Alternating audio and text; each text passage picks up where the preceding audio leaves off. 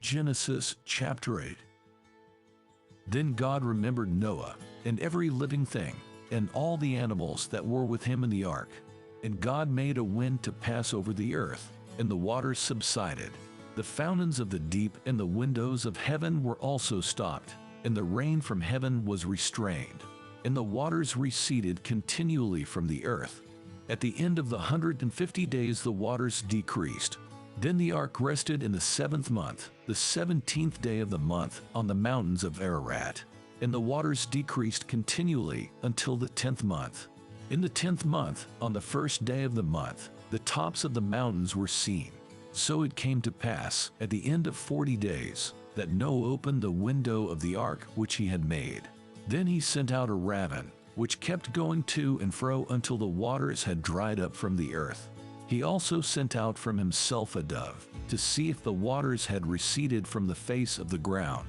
But the dove found no resting place for the sole of her foot, and she returned into the ark to him, for the waters were on the face of the whole earth. So he put out his hand and took her, and drew her into the ark to himself.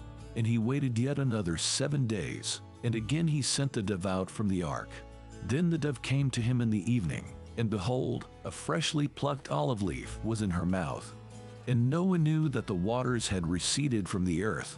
So he waited yet another 7 days, and sent out the dove, which did not return again to him any more. And it came to pass in the 601st year, in the 1st month, the 1st day of the month, that the waters were dried up from the earth.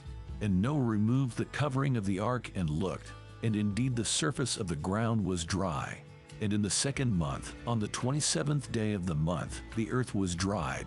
Then God spoke to Noah, saying, Go out of the ark, you and your wife, and your sons and your sons' wives with you.